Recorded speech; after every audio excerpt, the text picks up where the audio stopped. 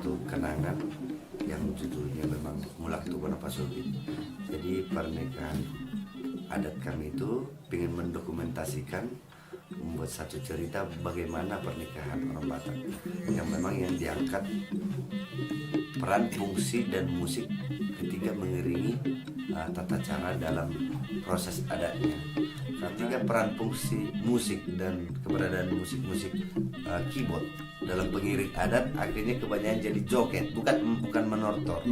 Ketika menyampaikan ulos yang begitu dengan sakral tapi dianggap jadi joget. Nah, kita mencoba mengangkat dari dua ensemble Gondang Sabangunan dan Uning-Uningan dan repertuar tradisional, dan juga dengan pemusik yang regenerasi. Yang Gondang Sabangunan dimainkan dengan formasi orang tua, dan yang Uning-Uningan dimainkan generasi muda, adik-adik teman-teman mahasiswa dari Medan.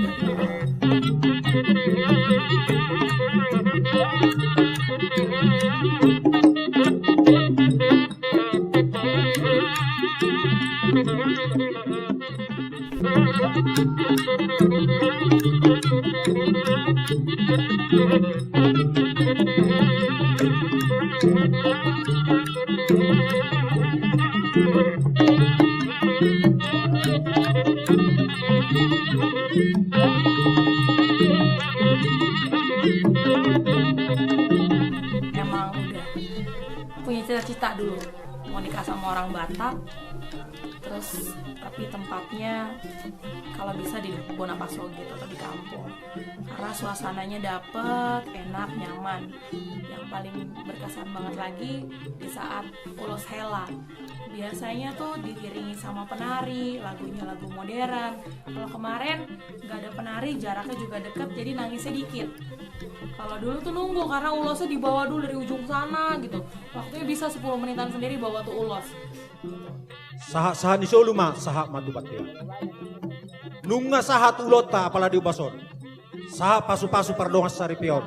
Impa sahat naposon ituan itu hamu. Senggiak ma hamu gabi keluarga na biar bahagia tuak ka arina mengihut. Masuk gereja diiringi sama brass section. Begitu datang juga di saat pesta adat itu diiringi sama penari, terus musiknya tuh musik tradisi gitu, Gondang Sabangunan gitu.